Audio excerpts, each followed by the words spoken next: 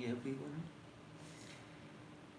We are coming to you live via YouTube streaming, via Facebook streaming, and also via Skype online.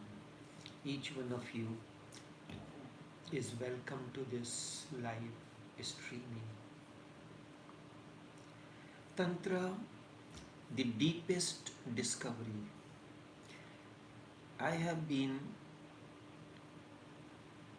explaining to you the difference between traditional yoga and Tantra. One thing which is really strange, but it is one of the deepest, Tantra is one of the deepest discoveries.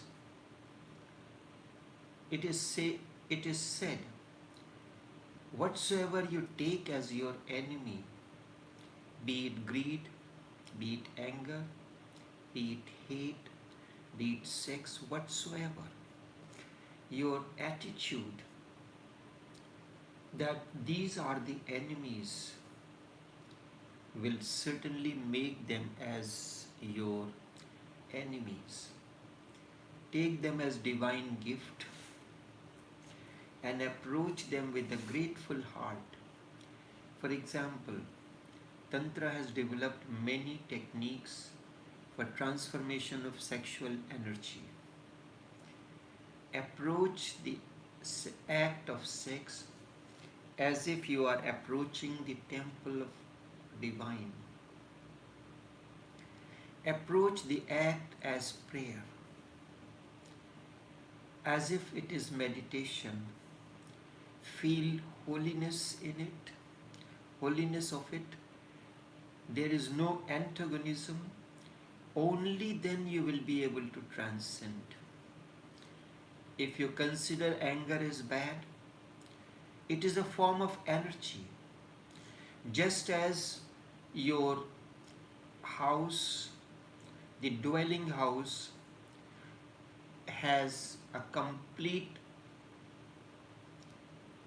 setup of the electrical wiring, and at places it has the outlets, the terminals for bulb, terminals for plug points, and just as your water line has many connections, the water comes from outside source, the electricity comes from the outside source, but it illumines the light, electrical energy illumines your house, it cooks your food through the stove, gives you cool air through the air conditioner, gives you warm air during the winter, warmth through heaters, so on and so forth. Multiple are its uses.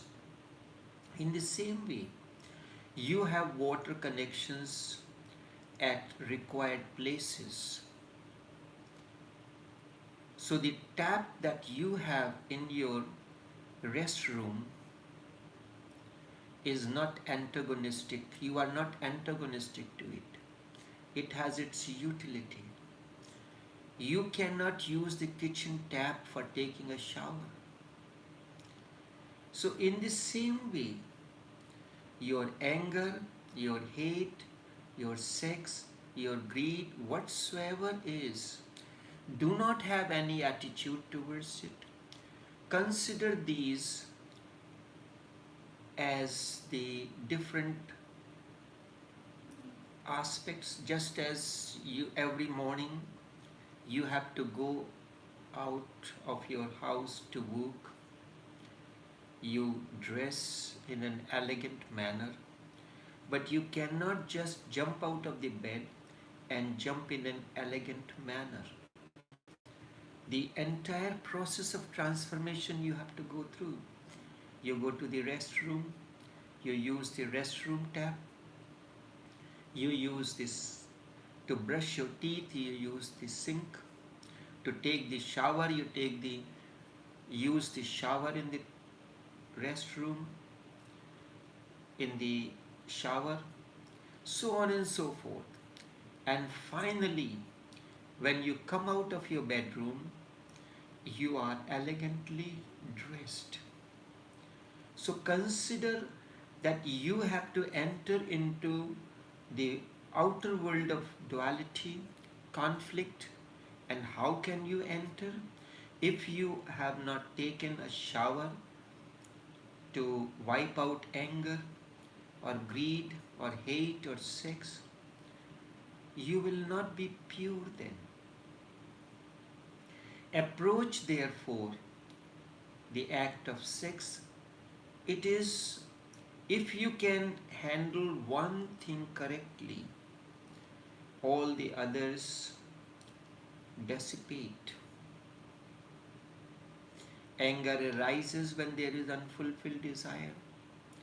Sex is the outlet to fulfill your desires. Approach it meditatively. Feel the holiness of it. In India, the sages, the masters of the divine, they have established the temples in Khajuraho, Puri, and Konark. Every temple have the sculptures of, they are known as Mathun or intercourse sculptures.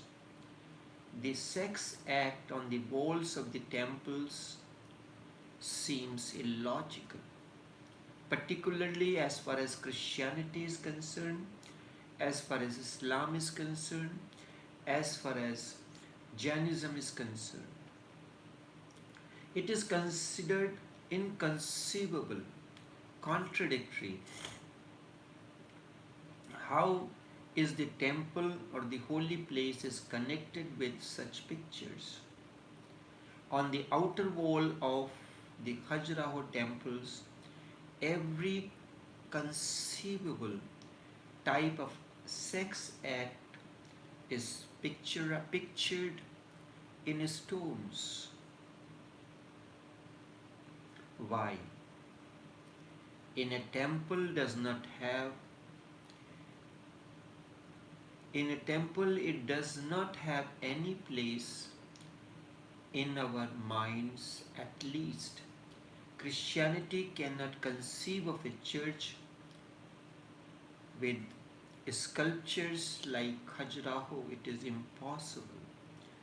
Modern day Hindus also feel guilty because the modern mind of Hindus is created by Christianity. They are Hindu Christians, and they are worse because to be a Christian is good, to be a Hindu is good, but to be Hindu Christian is just weird. They feel guilty. There was a Hindu leader whom we adore as the father of India. He wanted to destroy these temples. To him it was inconceivable. Tantra says, approach the sex as if you are entering a holy place. Let me point out to you. In reality, when you walk through the marketplace, don't you see, or you are walking through a shopping mall or any such place, do you not see things, people dressed scantily? Do you not see the men and women holding hands? And at places that you may see them involved in certain acts. When you go to the Hyde Park in London, these things are quite common. Nobody objects to that. You consider as part of the modern life, as a way of present day living. But why is there objection do those things on the outer wall of the temples. There is a secret about these temples.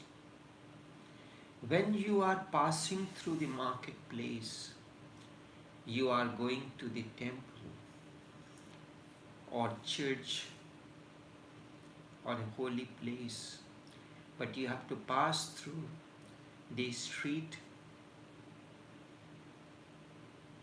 where such things are prominent. If you have to go in Manhattan, 42nd Street, and you have to pass through the shops and these things, you will see it clearly.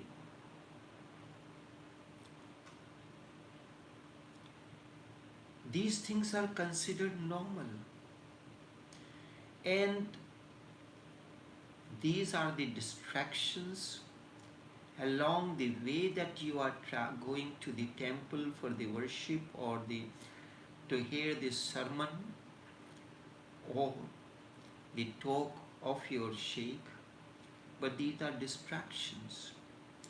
It is a test for your mind that you are walking through these things. Just as when rain is falling, you use umbrella or raincoat to protect you from the raindrops. So in this case, when you are passing through the dualistic market, if you have the raincoat or the umbrella of consciousness, you will come out of this unaffected. So the outer wall of the temples reflect the world around us. Normally when people go to these temples, they stand up by these sculptures, take pictures, go to the sculptures, touch them by hand, but nobody thinks beyond that. Only a rare individual uses these as you are passing through the 42nd Street of the Temple of Manhattan. This is like a 42nd Street of Manhattan in sculptures. And inside the temple, the innermost room is totally empty. There is no sculpture, nothing. Tantra says approach the act of sex as if you are entering the holy place. That is why they have pictured the sex on their holy temples. They have said approach sex as if you are entering a holy temple. Thus when you enter holy temple, sex must be there in order that two becomes conjoined in your mind, associated. Then you can feel the world and the divine are not antagonistic against one another. They are not the fighting elements. They are not contradictory. They are just polar opposites helping each other to create the balance. The North and South Pole, they balance one another in order for something, the bar, to be known as magnet. Without the North and South Pole, there will not be, that bar will not be called magnet. The two neutralize one another, balance one another. This is polarity. You have to understand this scientifically. This is the polarity. These sculptures on the temple walls, if this polarity is lost, the whole world is lost. The magnet loses its magnetism. So see the deep oneness running through everything. Do not see only the polar opposites. See the inner running current that makes them one. Can you see the inside of a bar magnet, or horseshoe magnet? It is one piece of metal. One end represents the North Pole, the other end represents the South Pole.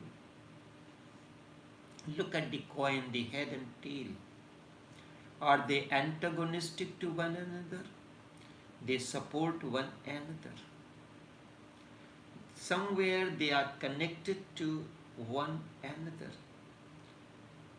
Do not see these as polar opposites. See the inner running current which makes them one. For Tantra, everything is holy. A child, an innocent child, knows nothing about nudeness, nakedness. But when you see a little exposure, there are many waves, tidal waves arise in your mind. Remember this, Tantra considers everything holy, nothing is unholy.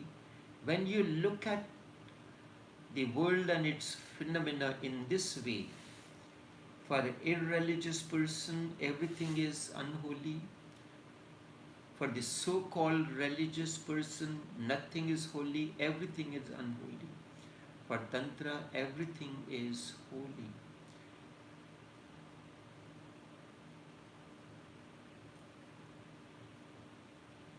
The Christian missionaries say that they create the duality, there is God and there is devil. If it is said that God created the world, then who created the devil? Who created the devil? No Christianity, no Christian missionary can answer this question because they are trained in a particular way. And then finally, they agreed that yes, of course, God created the devil. And devil creates sin. So who created the sin? God created. You appoint a person you are the head of the organizations, in charge of the HR department. You hire a person who is involved in embezzlement and everything. Who is responsible? You. That you did not do your job properly. But God is the supreme authority, the dictator. Nobody says anything against him. If he created the devil, nobody say that God made a mistake by creating devil. So who is the real sinner? God or devil? But the dualistic concept always leads to such absurdities. For Tantra, God and devil are not two, they are the two sides of the same coin. For Tantra, it is nothing, there is nothing that can be called devil. Everything is divine. Everything is holy. And this seems to be the right and the only standpoint there is. Only standpoint. The deepest. If everything is unholy in this world, then from where does it come? And how it can be that everything in the world is unholy? So only two alternatives are there. The first alternative is of atheist who says everything is unholy. It may be they are religious atheists and they are non-religious atheists. The attitude is the same. He is also a non-dualistic. He sees no holiness in the world. Then there is tantric alternative that says everything is holy. He is also non-dualistic because for him everything is holy. But between the two, there are religious persons who are not really religious. They are neither religious nor irreligious because there is always a conflict in their minds. Their whole theology is just to make ends meet, and those ends can never meet.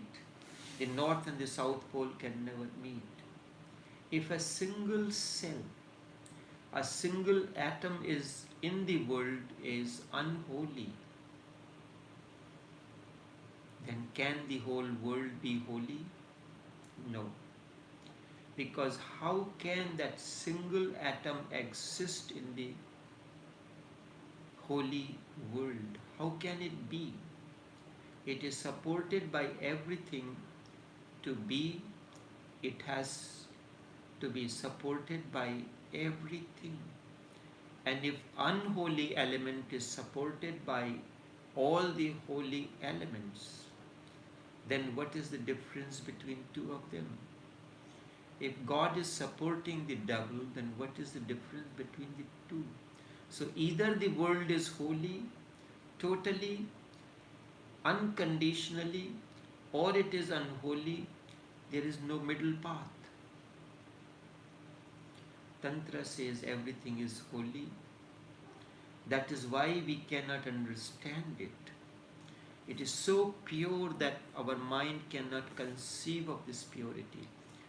It is the deepest non-dualist standpoint, if we can call it a standpoint at all. It is not, because any standpoint that there is bound to be dualistic. It is not against anything.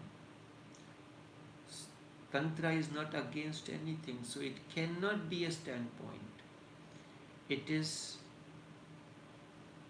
a unity experienced. It is a living unity. These are the two paths, yoga and tantra. Tantra could not be appealing to the crippled minds. But whenever there is someone who is healthy inside, not chaos, Tantra has a beauty. Only he can understand what Tantra is. Yoga has a appeal, which is the easiest because human mind is disturbed. So a disturbed mind leans towards yoga, and a healthy mind leans towards Tantra. Remember, it is ultimately your mind which makes the things attractive or unattractive, holy or unholy. Your mind is the deciding factor. These approaches are different. I am not saying that one cannot reach through yoga. One can reach through yoga as well, but not through yoga which is prevalent. The yoga which is prevalent is not really yoga, but the interpretation, the present day yoga is interpretation of your deceased mind. Yoga can be authentically an approach towards the ultimate. It comes from the Sanskrit root yuj, to join. In order for your water supply, all the outlets have to be connected. You look at the taps, the quality of taps. The one in the kitchen is the most expensive system, and the one that is in the garden is the cheapest quality. But they are not antagonistic to one another. They are part of this system.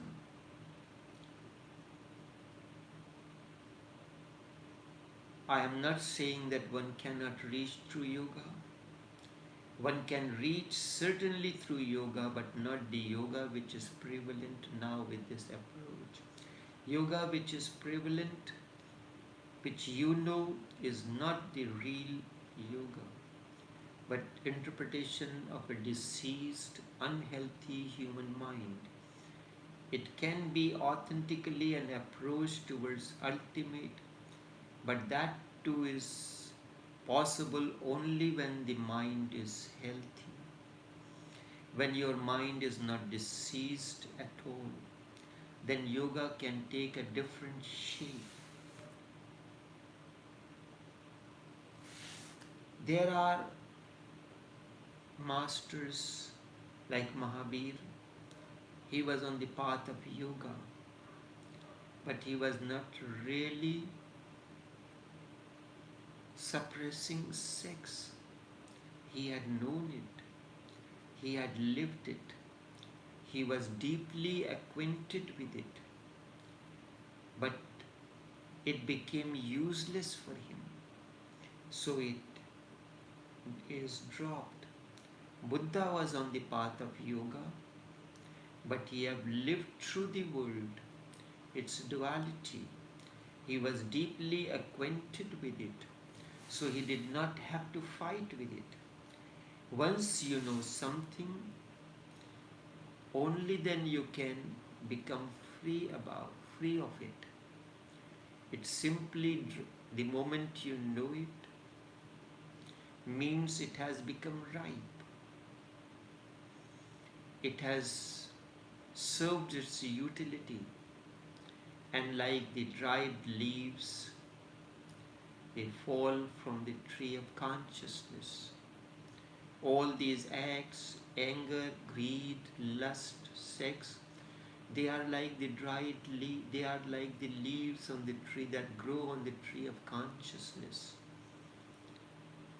And with your understanding, with your acceptance, if you are antagonistic against the seasons of the nature, the autumn, the spring, the winter, the summer, you are creating a diseased mind. When after the winter, when after the summer rains, the nature prepares the trees for the upcoming winter season, the leaves fall. They create a mess. But before that, autumn has its own beauty. Leaves turning gold and red, beauty of a different kind all around. Leaves fall from the tree. They are scattered with the wind. They gather, and in the scheme of the existence, they decompose and form the manure for the tree's nourishment.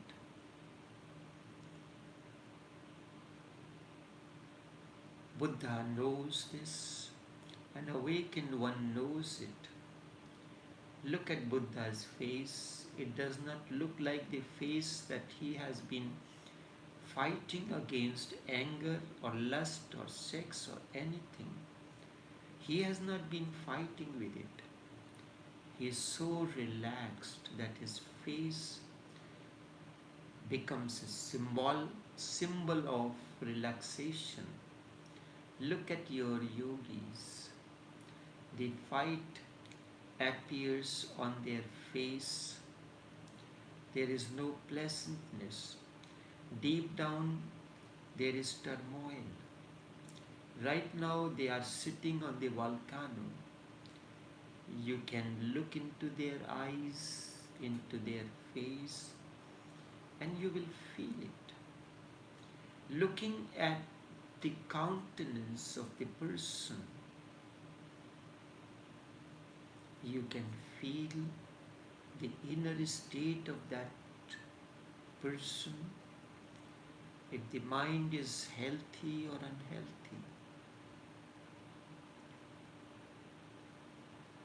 Deep down somewhere there is suppression of all their disease. Suppression does not mean one has transcended. In a healthy world where everyone is living his life authentically, individually, not imitating others, but living his own life in his own way, both are possible. He may learn the deep sensitivity that transcends the desires.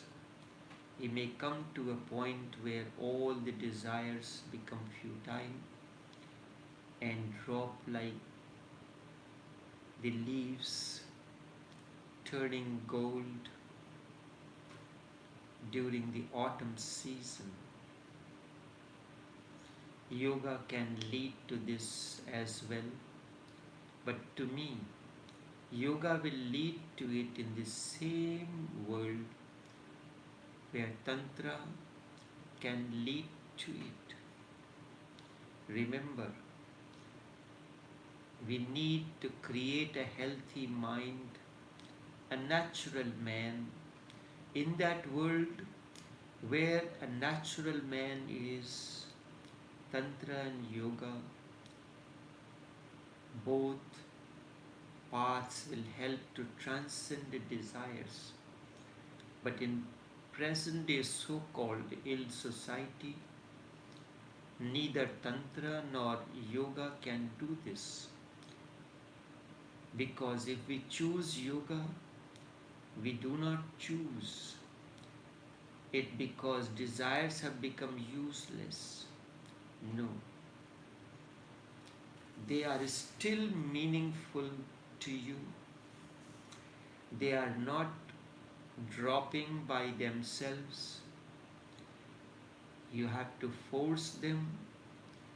If we use yoga, we choose yoga, we choose it as a technique of suppression. If we choose Tantra, we choose it as a cunningness, a deep deception, an excuse to indulge. That is what is happening in the present day world. And this technique of Tantra, those who are involved in it, is not working with them. So first you have to create a healthy mind, but with an unhealthy mind, neither yoga nor Tantra can work.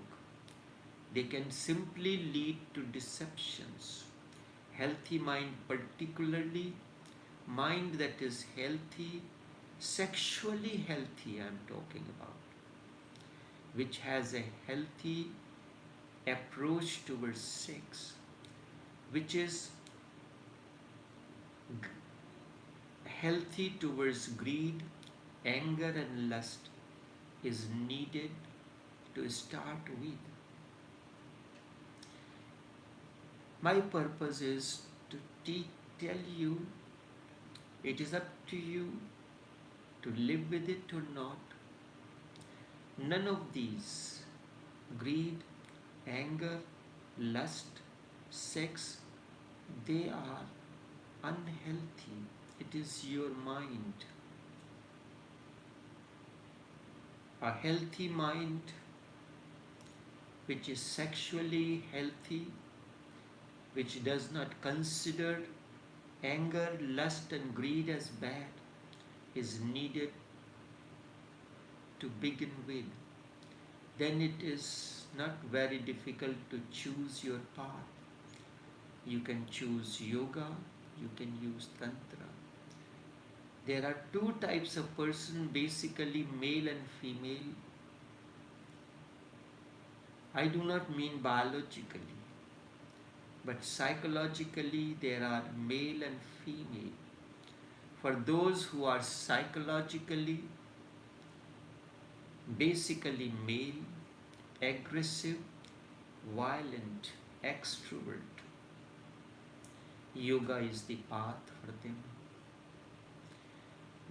Persons who are psychologically, basically male, aggressive, violent, extrovert, yoga is the path for them. And for those who are psychologically, basically feminine, receptive, passive, non-violent, Tantra is their path. So you note this. It is very significant. It is very, very significant for you to understand the psychology of the man. Those who are basically feminine, receptive, passive, non-violent, Tantra is the path. So make it a note for Tantra, Mother Kali, Tara, and so many Devis, Bhairavis. The female deities are very significant. In yoga, you will never hear mentioned of any female deity. Tantra has female deities, yoga has male gods. Yoga is outgoing energy, Tantra is inward moving energy. So you can say in modern psychological terms that yoga is extrovert and Tantra is inward. So it depends really on your personality, your way of thinking, your way of living.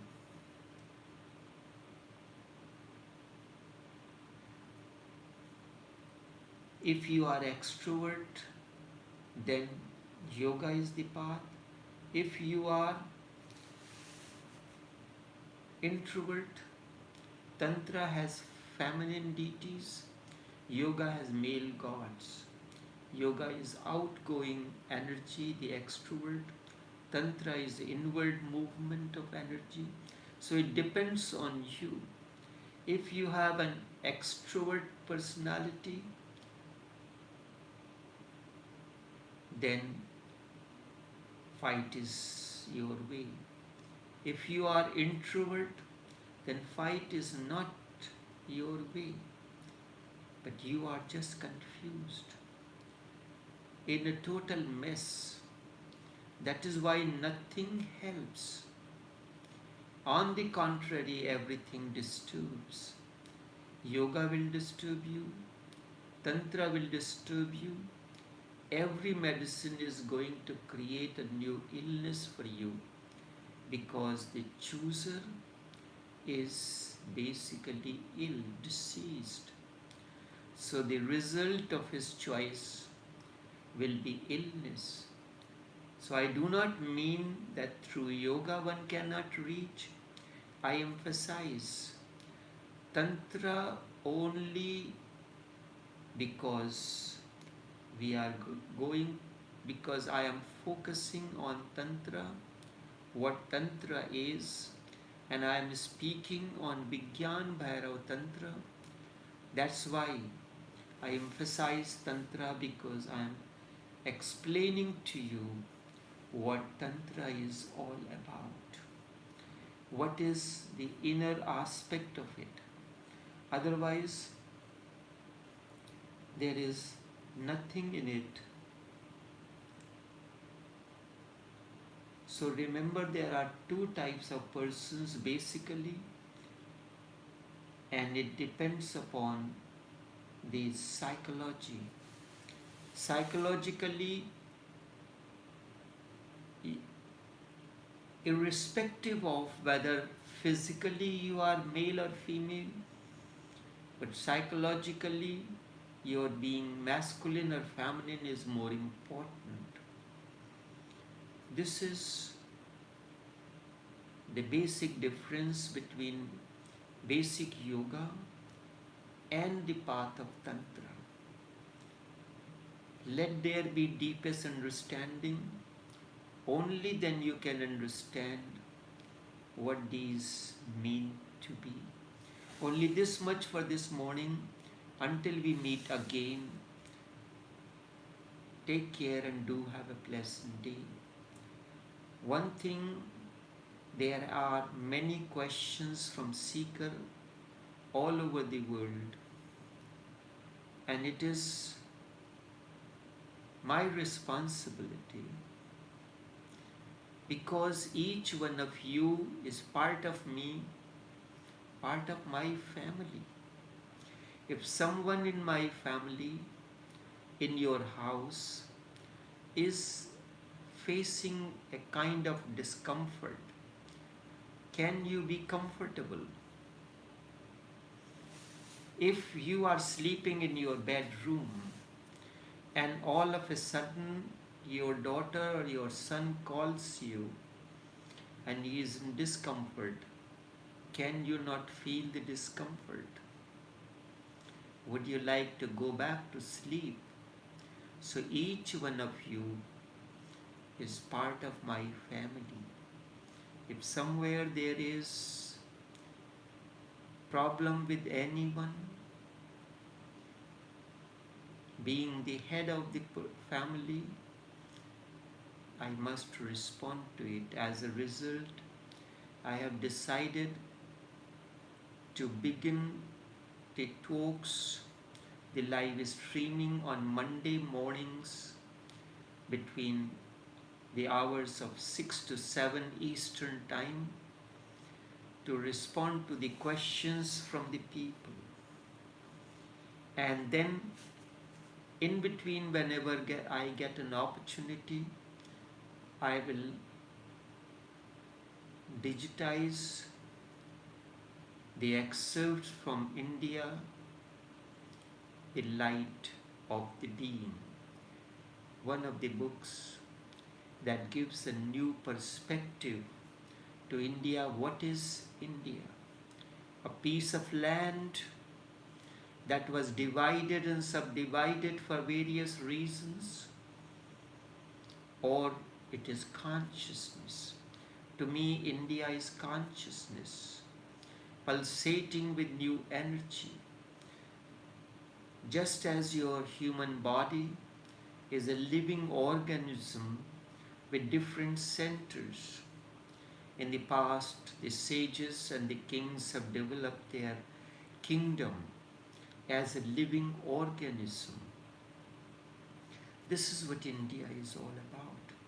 In 1624, one of the Naqshbandi Sheikh, Hazrat Amkan Ki, told his disciple, Hazrat Baqi-ullah, I am sending you to a distant land, a land whose very texture is soaked in divinity. It has seen many Buddhas, many awakened ones. The land is ready to explore any path. I am sending you to India. 1624, Baqi-ullah came and he settled in